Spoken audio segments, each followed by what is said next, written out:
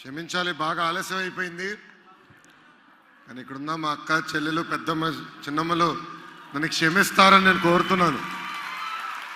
ఏమ్మా నన్ను క్షమిస్తారా? బాగా ఆలస్యం అయిపోయింది. నేను ఒక 2-3 ప్రశ్నలు అడుగుతా. మహిళలకి ఆస్తుల్లో సమాన హక్కు కల్పించింది ఎవరు? ఇంపట్లేదు. మన అన్న విశ్వవిఖ్యాత నట సార్వభౌమ స్వర్గీయ శ్రీ నందమూరి తారక రామారావు గారు చేశారు. మహిళలకి ప్రత్యేకంగా యూనివర్సిటీ పెట్టింది ఎవరు? అందరూ మర్చిపోయారా? ఎవరు పెట్టారు? అన్న ఎన్టీఆర్ గారు పెట్టారు. డ్వాక్రా సంఘాలు ఎవరు పెట్టారు తల్లి? ఇది బాగుతుంది. మళ్ళీ దీపం పథకం పెట్టి గ్యాస్ సిలిండర్లు ఎవరు అందజేశారు? చంద్రబాబు నాయుడు గారు కదా. దాని తర్వాత ప్రతిభా భారతి గారిని ఆంధ్ర రాష్ట్ర అసెంబ్లీకి స్పీకర్గా పంపించింది ఎవరు?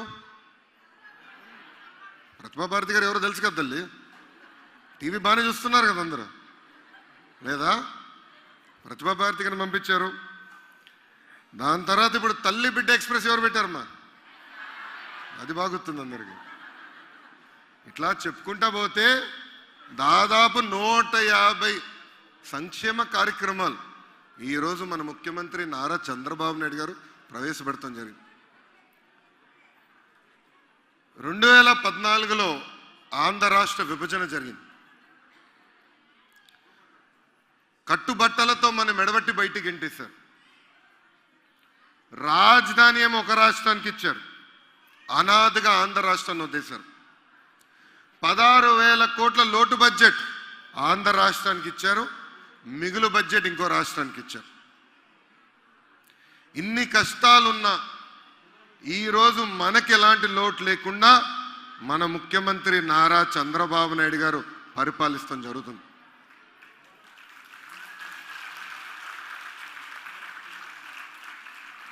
రెండు 2014 ఎన్నికల మేనిఫెస్టోలో ఇచ్చిన ప్రతి హామీ ఈరోజు తెలుగుదేశం ప్రభుత్వం నిలబెట్టుకుంటాం జరిగింది.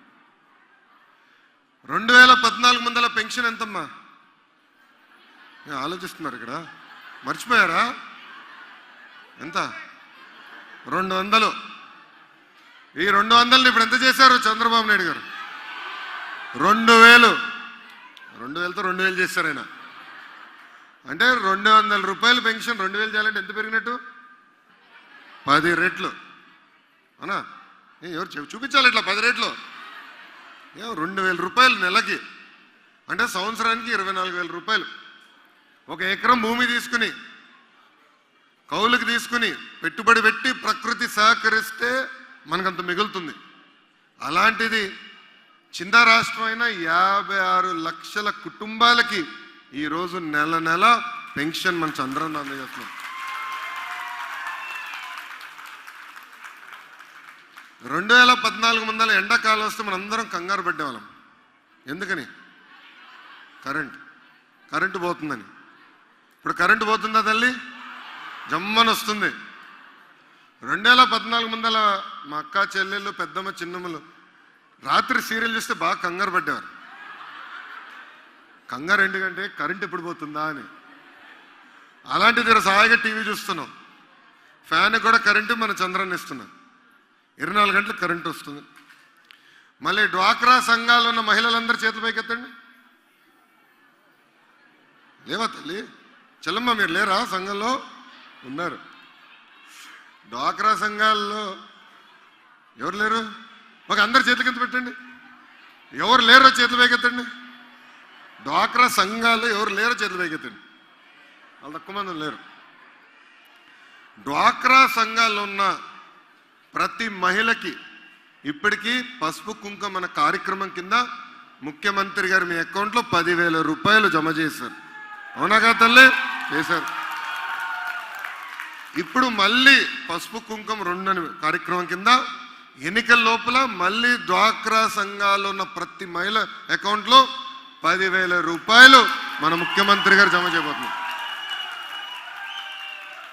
ఇంకా చంద్రన్న పెళ్లి కానుక మీకు తెలుసా? చంద్రన్న పెళ్లి కానుక గురించి ఇన్నోళ్ళందరూ చేతులు పైకెత్తండి. అందరు విన్నారు. చంద్రన్న బీమా విన్నారు. ఇట్లా అనేక కార్యక్రమాలు. మన సంక్రాంతి కానుక వచ్చిందమ్మా, ఇంటికి వచ్చిందా? బెల్లం బాగుందా? బాగుంది. మళ్ళీ రంజాన్ తోఫా, మన ముస్లిం సోదరు రంజాన్ తోఫా వచ్చిందా? క్రిస్మస్ కానుక వచ్చింది. ఇట్లా 16,000 కోట్ల లోటు బడ్జెట్ ఉన్నా, డబ్బులు లేకపోయినా ఇంత అద్భుతమైన సంక్షేమ కార్యక్రమాలు చేయగలుగుతున్నారంటే దానికి కారణం ఒకటే, మన ముఖ్యమంత్రి నారా చంద్రబాబు నాయుడు గారు.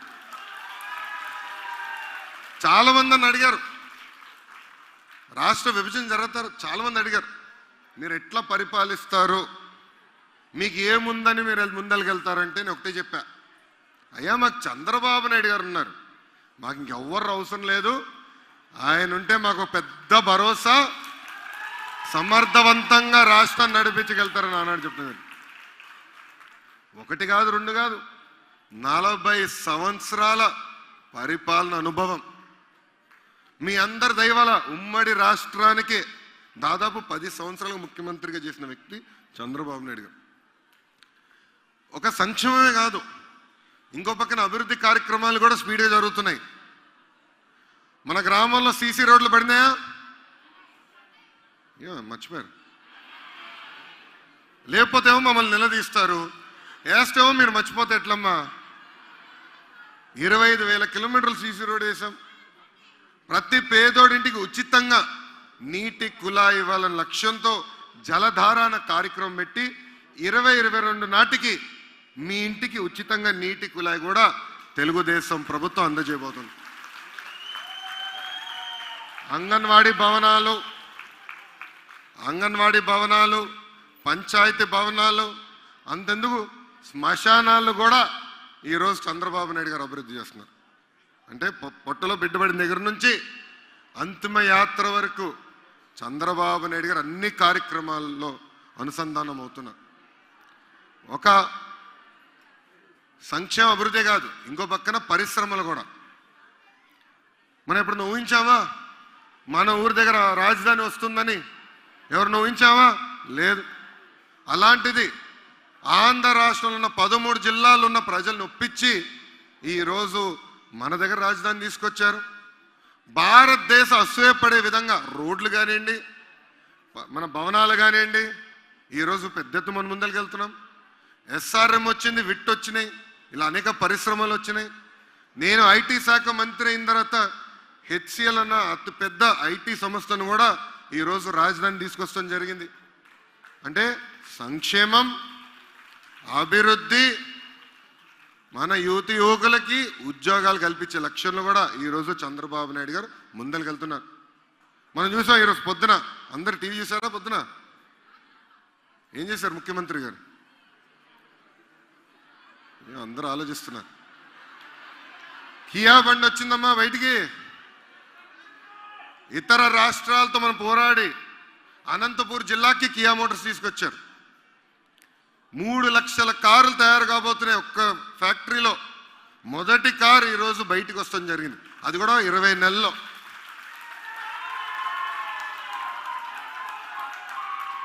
ఇట్లా సంక్షేమం, అభివృద్ధి, ఉద్యోగాల కల్పనలో ముఖ్యమంత్రి గారు ముందరికెళ్తున్నారు. ముఖ్యమంత్రి గారు వయసు ఎంతో తెలుసా తల్లి? నేను ఆయన పైన వయోభారం కంపడదు కదా. 68. అందరూ ఆశ్చర్యంగా ఉంటున్నారు, అవునా అని. నాకు అదే డౌట్ వచ్చిందండి. నేను నిన్నటి వరకు నేను అందరికి చెప్పా చంద్రబాబు నాయుడు గారితో నేను పోటీ పడతానని. కానీ ఈరోజు పొద్దున్న ఆఫీస్కి వచ్చి మామూలు చెప్పా, అయ్యా ఆయనతో మనం పోటీ పడలేము అని. నిన్న పొద్దున్న నుంచి నేను చూస్తున్నా, మధ్యాహ్నం 1 గంటకు జరగాల్సిన మా మీటింగ్ 6ంటికి జరిగింది. రాత్రి అయినా 2ంటికి వచ్చారు ఇంటికి. రాత్రి 2ంటికి 3 గంటలు పడుకున్నాడు ఆయన. కేవలం 3 గంటలు పడుకుని మళ్ళీ పొద్దున్న లేచి అనంతపూర్కి వెళ్ళారు ఆయన. అంటే ఎవరి కోసం కష్టపడుతున్నారు ఆయన? ఎవరి కోసం తల్లి? మన కోసం, మన పిల్లల భవిష్యత్తు కోసం. అఫ్కోర్స్ ఇక్కడ రాజ్కుమారి గారు ఉన్నారు, మేడం గారు కూడా బాగా స్పీడ్, మేడం గారి పైన కూడా వయోభారం కంపడదు. కానీ ఒక్కసారి ఆలోచించండి, 68 సంవత్సరాల వయసులో ఎంత కష్టపడుతున్నారు. కొత్త రాజధాని, కేంద్ర ప్రభుత్వం సహకరించట్లా, అన్ని రకాలుగా ఇబ్బంది పెడుతున్నారు ఆయన్ని. ప్రత్యేక హోదా గురించి అడిగితే ఆయన పైన కేసులు పెడతారు. అయ్యా రైల్వే జోన్ గురించి అడిగితే ఐటీ దాడులు చేస్తున్నారు. కడప ఉక్కు ఫ్యాక్టరీ గురించి అడిగితే ఈడీకి కేసులు పెడతారు. కానీ చంద్రబాబు నాయుడు గారు ఎవరు భయపడించలేరు. చంద్రబాబు నాయుడు గారిని చూసే కేంద్రంలో ఉన్న ప్రధానమంత్రి గారు భయపడే రోజులు. నిప్పులాగా బతికిన వ్యక్తి, ఒక మచ్చలేని వ్యక్తి, 28 కేసులు పెడితే ఏమి తెల్లా, 28 ఎంక్వైరీలు పెట్టారు, ఏమి తెల్లా. అలాంటి వ్యక్తి చంద్రబాబు నాయుడు గారు. కానీ ఆంధ్ర రాష్ట్రంలో ప్రతిపక్ష పార్టీ ఉందండి, ఒక అద్భుతమైన డ్రామా కంపెనీ అండి ఆ పార్టీ, ఒక అద్భుతమైన డ్రామా కంపెనీ. దానికి నాలుగు ఉదాహరణలు చెప్పాలి. మొదటి ఉదాహరణ రాజీనామా డ్రామా. ఏం డ్రామా? రాజీనామా డ్రామా. వాళ్ళ పార్టీకి చెందిన ఎంపీలు అంటే పార్లమెంట్ సభ్యులు, వాళ్ళు తెలుసు ఇంకా సంవత్సరం ఉంది ఎన్నికలు అనగా రాజీనామా చేస్తే ఎన్నికలు రావని. వాళ్ళు అక్కడ కేంద్ర ప్రభుత్వంతో మాట్లాడుకున్నారు, అయ్యా మేము ఇస్తాము, కరెక్ట్గా ఆగండి, ఇంకా ఎన్నికలు కరెక్ట్గా 364 రోజులు ఉంటే మీరు ఆమోదం చేయొచ్చు. చేశారు రాజీనామా. అంటే కేంద్ర ప్రభుత్వం రాజీ పడి ఆంధ్ర ప్రజలకు నామం పెట్టేదానికి ట్రై చేశారు, అవునా కదా? కానీ ఏమైంది? డ్రామా ఫ్లాప్ అయింది, బాగాలేదు, ఇంకేదో చేయాలనుకున్నారు. తర్వాత రెండో డ్రామా అండి, మర్చిపోయారు అందరూ. రెండో డ్రామా ఏం డ్రామా? కోడి కత్తి డ్రామా.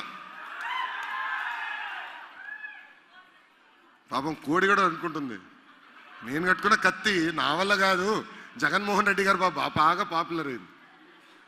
స్క్రిప్ట్ ఎవరు రాశారు? ఢిల్లీ పెద్దలు రాశారు. యాక్షన్ ఎక్కడ జరిగింది? విశాఖపట్నం ఎయిర్పోర్ట్. గుచ్చింది ఎవరు? వైకాపా కార్యకర్త. కానీ వైకాపా నాయకులు తిట్టేది ఎవరు? చంద్రబాబు నాయుడు గారిని. ఇక్కడ చంద్రబాబు నాయుడు గారికి ఏమైనా ప్రమేయం ఉందండి? ఆయన ఎప్పుడన్నా ఫ్యాక్షన్ దాడులు ప్రోత్సహించిన వ్యక్తా? లేదు. మనం దర్యాప్తు చేశాం, సిబిసిఐ చేసి పక్కడబందిగా దర్యాప్తు చేశాం. వద్దంటాం మన దర్యాప్తు. మన పోలీసులు కావాలి ఆయనకి, సెక్యూరిటీకి మటుకు మన పోలీసులు కావాలి, మన పోలీసులు పైలట్ బండి కావాలి ఆయనకి, మన పోలీసు ఎస్కాట్ బండి కావాలి. కానీ మన పోలీసులు దర్యాప్తు చేస్తే మటు ఒప్పుకోరు. అప్పుడు ఏం చేస్తారు? కేంద్ర ప్రభుత్వంతో లాలుచిపడి ఎన్ఐఏని దింపారమ్మా. ఎన్ఐఏని నేషనల్ ఇన్వెస్టిగేషన్ ఏజెన్సీ వాళ్ళు వచ్చారు. వాళ్ళు ఏం చెప్పారు? మనోళ్ళు చెప్పిందే చెప్పారు, కొత్తగా ఏం చెప్పారా? లేదు. ఓకే, రెండో డ్రామా అయిపోయింది. మళ్ళీ మూడో డ్రామా వచ్చిందమ్మా, ఆవు అంబులెన్స్ డ్రామా అమ్మా. ఏం డ్రామా? ఆవు అంబులెన్స్ అమ్మా. విజయనగరం జిల్లాలో ఒక సభలో ప్రసంగిస్తూ ఆయన ఒక మాట అన్నారు, జగన్మోహన్ రెడ్డి. 108 ఫోన్ కొడితే అంబులెన్స్ రావట్లేదు అన్నారు. అప్పుడే వచ్చింది అంబులెన్స్, కుయ్యి అని అంబులెన్స్ వచ్చింది. ఆయన కొంచెం కాలింది. అప్పుడు ఆయన ఏమన్నారు? డ్రైవర్ని అడిగాడు, చంద్రబాబు నాయుడు నేను పంపించాడు, తెలుగుదేశం పార్టీ పంపించింది ఈ అంబులెన్స్ మా సభకని. ఓకే, డ్రైవర్ పాప అనుకున్నాడు, ఎందుకు ఈ గోలని వెళ్ళిపోయాడు. తర్వాత రికార్డులు తిరిగి చూస్తే అక్కడ స్పష్టంగా రాస్తుంది, ఆ సభకి వైకాపా కార్యకర్త వస్తున్నాడు, ఆ సభకు వస్తూ యాక్సిడెంట్ అయింది, అతన్ని హాస్పిటల్ తీసుకెళ్తుంది ఈ అంబులెన్స్ అని. ఫోన్లే అనుకున్నాం. తర్వాత కరెక్ట్గా 2 రోజుల తర్వాత ఇంకొక సభలో ఆవు వచ్చిందమ్మా. ఆ ఊర్లో అటు నుంచి ఇటు వెళ్తుంది, ఆవును పట్టుకున్నాడు ఆయన. అరే జరగండి, ఇది తెలుగుదేశం పార్టీ ఆవు, చంద్రబాబు నాయుడు గారు పంపించారు నా సభ కావంటారు. అంటే ఆవును చూస్తే చంద్రబాబు నాయుడు గారు గుర్తొస్తారు, అంబులెన్స్ చూస్తే చంద్రబాబు నాయుడు గారు గుర్తొస్తారు, ఆంధ్ర ప్రజల్ని కూడా చూస్తే ఆయనకి చంద్రబాబు నాయుడు గారు గుర్తే వస్తున్నారు. ఇప్పుడు 4వ డ్రామా మొదలైందండి. పక్క రాష్ట్రంలో ఉన్న ముఖ్యమంత్రి కేసీఆర్ గారితో కలిసి ఫెడరల్ ఫ్రంట్ అంట. ఆ ఫెడరల్ ఫ్రంట్లో ఎన్ని పార్టీలు ఉన్నాయి? 2 పార్టీలు, తెరాస, వైకాపా. ఇప్పుడు ఆంధ్ర ప్రజల్ని అనేక మాటలు అన్నారు కేసీఆర్ గారు, ఆంధ్ర ప్రజల్ని రాక్షసులు అన్నారు ఆయన. అలాంటి వ్యక్తితో ఈయన పొత్తెట్లు పెట్టుకుంటారండి? అంటే ఆంధ్ర ప్రజలంటే గౌరవం లేదా? ఎందుకు ఆంధ్ర ప్రజలంటే చిన్న చూపు? అందుకే ఇవన్నీ మనం గమనించాలా. అందుకే మళ్ళీ ఎవరు ముఖ్యమంత్రిగా గెలవాలా? గట్టిగా చెప్పాలన్నా ముఖ్యమంత్రి ఎవరు గెలవాలా? చంద్రబాబు నాయుడు గారు. చంద్రబాబు నాయుడు గారు ఉంటేనే సమర్థవంతమైన నాయకత్వం ఉంటుంది, ఆంధ్ర రాష్ట్రం ముందరికెళ్ళేదానికి అవకాశం ఉంటుందని ఈ సభాముఖంగా నేను మీ అందరికీ తెలుపుకుంటున్నాను. అదేవిధంగా ఈరోజు చాలా పవిత్రమైన కార్యక్రమం. దాదాపు 700 కుట్టు మెషిన్లు పంపిణీ చేస్తున్నాం. వాస్తవంగా మహిళలకి నిజమైన స్వాతంత్రం రావాలంటే ఆర్థిక స్వాతంత్రం రావాలి. ఆర్థిక స్వాతంత్రం వస్తేనే మీకు స్వాతంత్రం వచ్చినట్టు. అది ముఖ్యమంత్రి గారు నాకు పదే పదే చిన్నప్పుడు చెప్పేవారు. నేను స్కూల్కి వెళ్ళే సమయం నుంచి మా అమ్మగారు ఆఫీస్లో పనిచేశారు, హెరిటేజ్ సంస్థలో పనిచేశారు. ఇప్పుడు నేను ఇటు రాజకీయాల్లోకి వచ్చిన తర్వాత బ్రహ్మణి ఆఫీస్కి వెళ్తుంది. అంటే నేను ఎక్కడికి వెళ్ళి ఖర్చు పెట్టాలన్నా బ్రహ్మణిని అడగాల, అమ్మా కొంచెం డబ్బులు పంపించు అని. అలాంటి పరిస్థితి మీ ఇంట్లో రావాలి తల్లి, వస్తుందా? అంటే కుట్టు మెషిన్లు ఇస్తే దానివల్ల మీకు ఆదాయం పెరుగుతుంది.